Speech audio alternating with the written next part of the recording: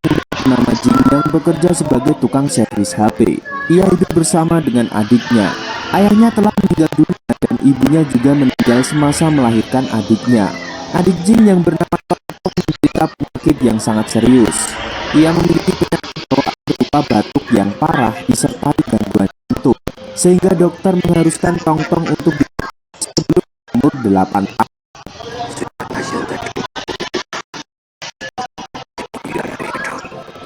Sangat bingung bagaimana dia memiliki uang yang begitu banyak untuk biaya operasi adiknya, sedangkan dia hanya seorang ekonomi kecilan. Pendapatan saja masih kurang untuk apalagi servis HP tidak terlalu laris. Pelanggannya adalah para tetangga seperti Pak Zong yang selalu minta diperbaiki TV-nya. Jing sudah mengatakan Pak Liang, anak dari Pak Zong, untuk membeli TV yang baru. Tapi dia selalu marah-marah dan TV-nya ketika TV-nya mulai tidak normal. Akan tetapi orang tua itu sangat pelit.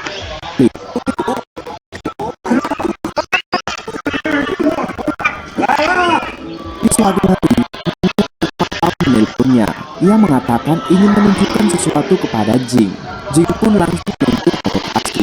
Ternyata Tao yang berprofesi sebagai pegawai gudang menemukan HP bekas yang banyak sekali. HP tersebut adalah barang ekspor milik orang lain yang ditinggalkan di gudangnya.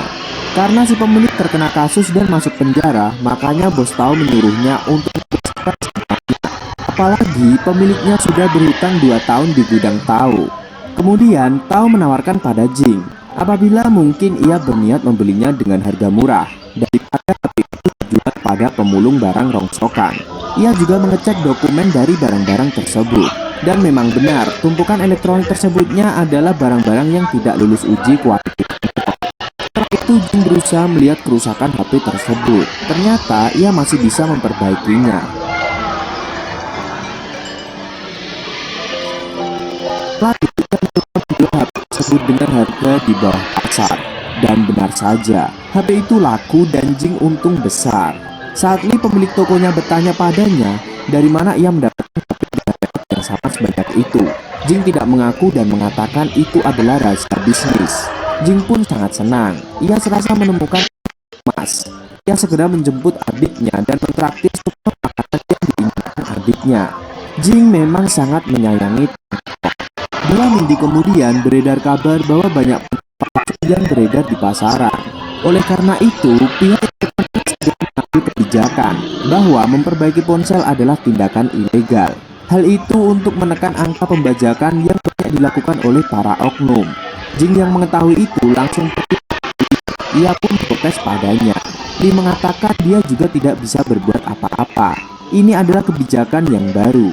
Jing juga tidak bisa menuntutnya atas kontrak kerjasama mereka berdua. Akhirnya Jing berutang banyak pada Li dan mengalami kerugian yang besar. Li mengatakan begitulah dunia bisnis. Jika Jing merasa ia sedang rugi besar, bagaimana dengan Li yang juga banyak mengalami kerugian dari HP yang tak kunjung laku? Setiap bisnis memang ada resikonya. Mendengar penjelasan Li, Jing pun hanya bisa pasrah dan menerima nasib buruk yang kini menimpanya. Bagaimana ia bisa mendapatkan uang dari HP yang lulus quality control tersebut. Ia akhirnya memutuskan untuk pergi ke langsung dan mencoba melakukan negosiasi agar pabrik dapat ditutup. Ia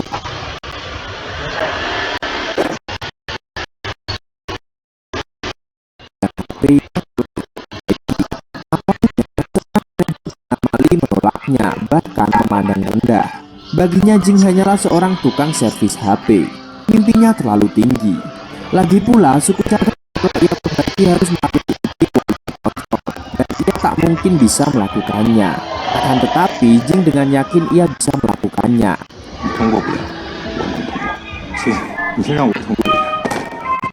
Tapi menakjubkan Jing, ia melihat bagaimana Jing begitu telaten membongkar HP itu dan memperbaikinya.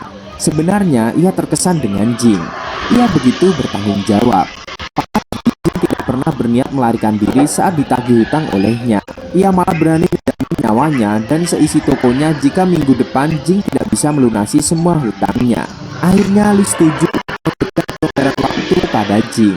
Li lalu rencananya karena tidak mungkin ia dapat membongkar semua HP itu seorang diri. Dengan yakin, Jing mengatakan bahwa ia akan membongkar ponsel, sehingga siapapun bisa melakukannya. Lalu ia akan merekrut orang untuk bekerja dengannya. Li mengatakan itu adalah ide yang sangat gila.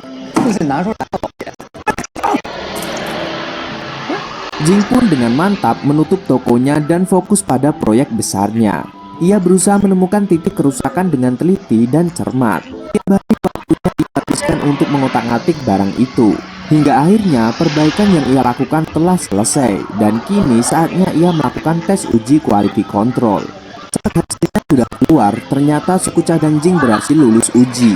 Ia sangat senang dan segera menemui manajer Li. Ternyata Li masih saja merendahkannya dan mengingkari kesepakatan yang telah tercapai seminggu yang lalu.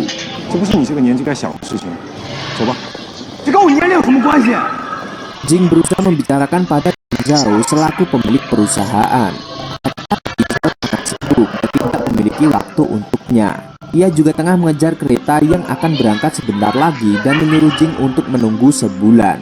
Jing tidak bisa menunggu selama itu, dan akhirnya ia bertekad untuk mengejar Zhao dan akan berbicara padanya di kereta. Bukan hal yang mudah bagi Jing untuk sampai di stasiun sebelum kereta itu berangkat.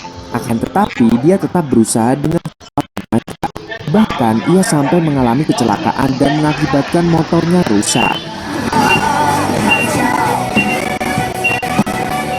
Ia juga hampir tertabrak mobil karena tidak memperhatikan jalan. Akhirnya ia bisa mengejar Zhao dan memiliki kesempatan untuk menjelaskan tujuannya. Zhao bersedia membeli suku cadang dari Jing jika semuanya lolos uji. Namun jika tidak, ia tidak menjanjikan apapun. Zhao juga tidak memberikan uang muka, tidak menyediakan pekerjaan ataupun tempat. Jadi Jing harus berusaha sendiri. Zhao memberikan kartu nama agar ketika ia setuju dapat segera menghubungi manajer Li. Sebenarnya Zhao kagum dengan tekad Jing. Meskipun ia masih muda, ia berani mengambil resiko yang besar. Malam harinya ia menjemput Tongtong yang ia titipkan di satpam sekolah. Hal itu seringkali ia lakukan jika ia terlambat pulang. Tongtong yang melihat kakaknya merasa sangat kasihan, apalagi motor kakaknya juga rusak. Jing berpikir keras bagaimana caranya untuk membangun sebuah pabrik. Itu tentu membutuhkan biaya yang sangat besar. Selain itu, ia juga membutuhkan orang yang dapat ia percaya. Ia pun menemui Pak Liang, tetangganya. Dia meminta bantuan untuk mengawasi pabriknya. Jing menawarkan gaji yang lebih besar dari pekerjaannya saat ini. Akan tetapi Pak Liang tidak mempermasalahkan hal itu. Hanya sekarang yang dilakukan oleh Jing beresiko. Jika ia sampai gagal, maka Jing akan kehilangan semua uangnya. Pak Liang menyarankan untuk mengurungkan niatnya. Jing menceritakan tentang operasi. Ia membutuhkan dana yang sangat besar. Mendengar hal itu, Pak Liang langsung setuju untuk membantu Jing.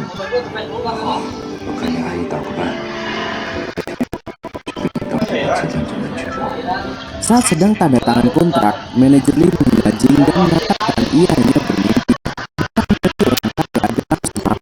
Namun Jing tidak menggugurnya. Ia hanya berusaha untuk melakukan dengan sebaik-baiknya. Jing menjual usahanya, menjual motornya, dan juga melamar pekerjaan sebagai tenaga kebersihan untuk mencukupi biaya operasional. Setelah itu, Jing menyewa sebuah gudang tua agar biayanya lebih murah. Meskipun ia harus membersihkannya habis-habisan. Bersama Pak Liang, ia melakukan semua pekerjaan itu hingga akhirnya beres. Kemudian ia mencari karyawan untuk pabriknya. Ia tidak bisa memberikan gaji yang besar, jadi ia merekrut orang seadanya. Pertama, ia mengajak Ibu Wang yang tuli. Ia bekerja sebagai pelayan dengan gaji rendah dan sering dimarahi oleh bosnya. Tapi dulunya Wang bekerja pada toko. Karena itu Jing tertarik untuk merekrutnya. Namun karena ia tuli tentu agak susah untuk berkomunikasi dengannya. Kemudian Jing merekrut Zhao. Ia mantan narapidana.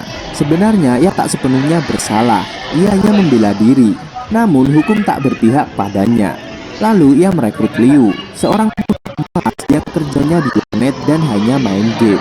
Akan tetapi kini ia ingin bekerja serius karena ingin menikahi pacarnya. Kemudian datang sekelompok lansia yang bersedia menjadi karyawan. Ia Meskipun mereka tidak punya skill, tapi lumayan bisa membantu karena mereka juga tidak punya pekerjaan.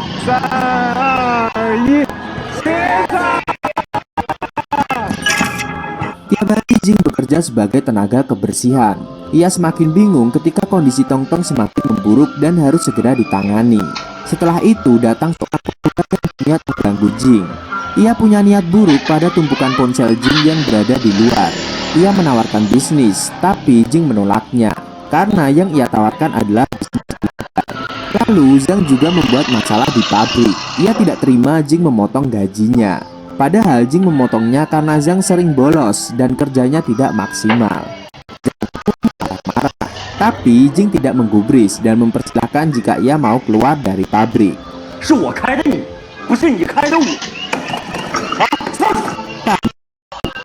Pemuda juga mencari keributan dan dibuang.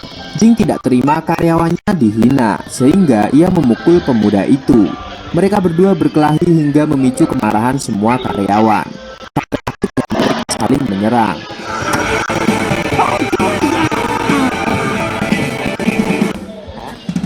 Akhirnya mereka semua dibawa ke kantor polisi. Masalahnya tidak dipersulit. Mereka harus membuat surat pernyataan akan berkelakuan baik. Dan setelah itu, Liu mengundang mereka semua untuk hadir di pesta pernikahannya. Di hari pernikahan itu, teman-teman kerjanya diundang. Mereka pun tampak bahagia. Bahkan Zhang yang kemarin marah pada Jing karena gajinya dipotong, kini ia sudah sadar dan mengakui kesalahannya. Ia tidak ingin kembali bekerja pada Jing. Dengan senang hati Jing menerimanya, karena mereka bukan sekedar rekan kerja saja, tetapi sudah seperti keluarga.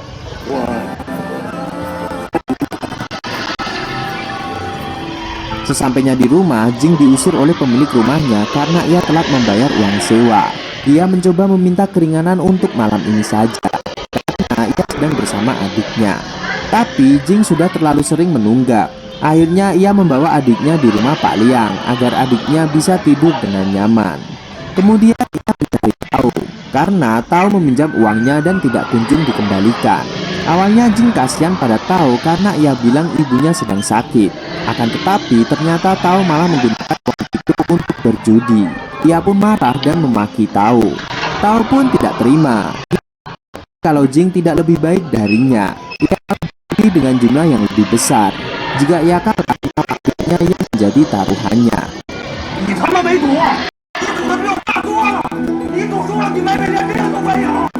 Mendengar hal itu, Jing tidak bisa lagi mengontrol amarahnya. Ia memukuli Tao. Kini Jing terpaksa tinggal di pabrik bersama adiknya. Untungnya adik Jing juga selalu bersabar dengan semua keadaan yang mereka hadapi. Keesokan harinya saat tidak bekerja, semua karyawan terharu melihat foto-foto keluarga Jing. Bagaimana kerasnya perjuangan Jing untuk keluarganya. Makanya mereka bertekad untuk bekerja dengan sungguh-sungguh agar mendapatkan hasil yang terbaik. Begitu pula dengan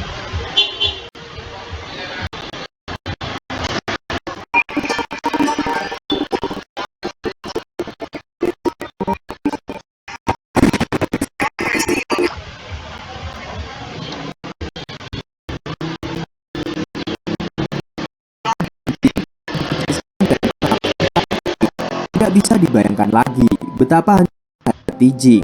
Ia memikul beban yang sangat berat. Dengan melihat Tongtong lah ia dapat semangat lagi untuk menghadapi kehidupannya. Malam itu pikiran Jing merasa tidak enak. Ia merasa ada yang tidak beres. Saat ia mengecek keluar, ternyata dua orang pemuda mencuri ponsel-ponsel miliknya. Ia pun segera mengejar truk yang membawanya.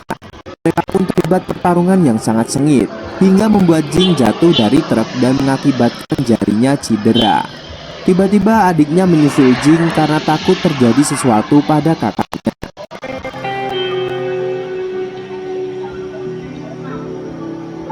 Untungnya ponsel yang dicuri itu bisa kembali pada Jing dan pelakunya telah ditangkap.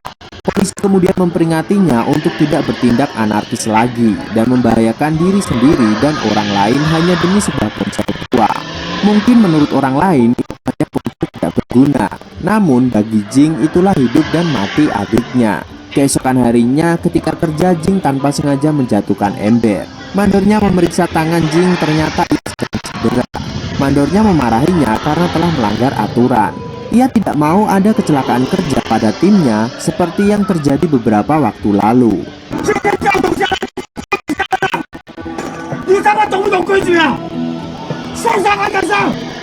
Dengan terpaksa ia memecat Jing dan memberinya upah selama beberapa hari ini. Karena kasihan, ia memberikan uang yang melebihi gajinya dan memaksa Jing menerimanya. Karena ia tahu Jing sangat butuh uang. Sementara itu, pemilik gudang terus menagih uang sewa pabrik Jing yang sudah nunggak berbulan-bulan. Kini ia sudah tidak punya cara lain. Ia menemui manajer Lee dan meminta bantuan uang muka. Akan tetapi, Lee tidak pernah mau memberikan sepeser pun. Bahkan, ia tidak yakin apa yang akan berhasil. Jing pun pulang dengan hati yang sangat hancur. Saat memandangi wajah adiknya, ia ingat pesan ibunya sebelum meninggal. Apapun yang terjadi, Jing harus menjalankan dengan sebaik-baiknya.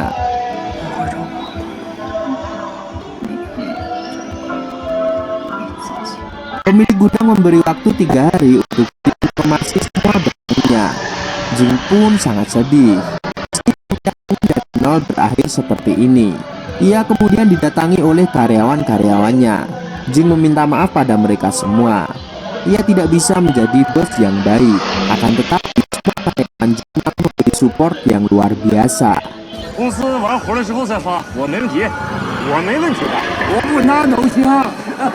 Ia membantu Jing semampu mereka. Istri itu membantu membereskan pabrik dengan eksavatornya. Karyawan yang lain juga tidak keberatan jika mereka harus mengerjakan pekerjaannya di rumah. Jing sangat bahagia memiliki karyawan yang setia seperti mereka.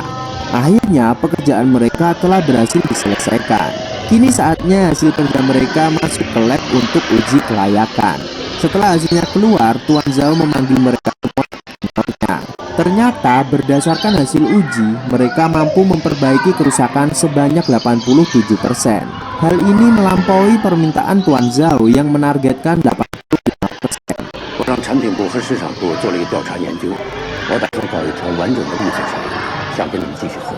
Mereka semua pun sangat bahagia. Serasa hasil kerja keras mereka telah terbayar. Jing hanya bisa menangis saking terharunya.